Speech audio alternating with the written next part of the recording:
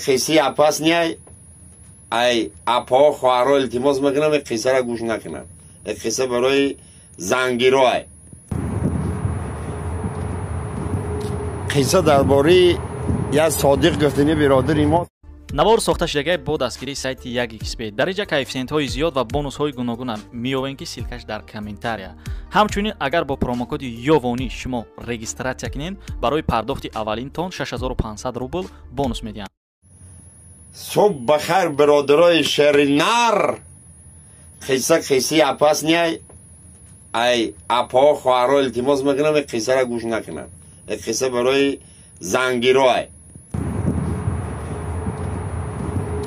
قصه درباره یک صادق گفتنی برادری ما. صادق هم خیلی بدایده سب سیاه خیلی مکتب تمام میکنه. روزی زنگیریش میشه همه قگیر میگرده کاستوم بروک نمی آوچینش. کاستوم بروک ای جوری کم در اخمق چاو داشته گفته براتر چاو مکنی کاستوم بروکا خیلی نیسته گالی که میریم گفته نکاح کنی تو سیاهی گفته کجا میدونن تو چی پوشیدگی خیلی میرسه ممیز شه میگیرن نکاح کنی میارن هم خیلی دام نکاح کنی میبیارن گالی آخی میدرارن ملا پلا جمع میشه همش ملا همه خشه عینو که پاش تاتاری سرش نگاه میکنه طرف سویدی تیل مگه این شه تانو مگه کاستوم برو که زور بدهیو نه که همو گلاستوبش کمتر پایانتر بستگی بده.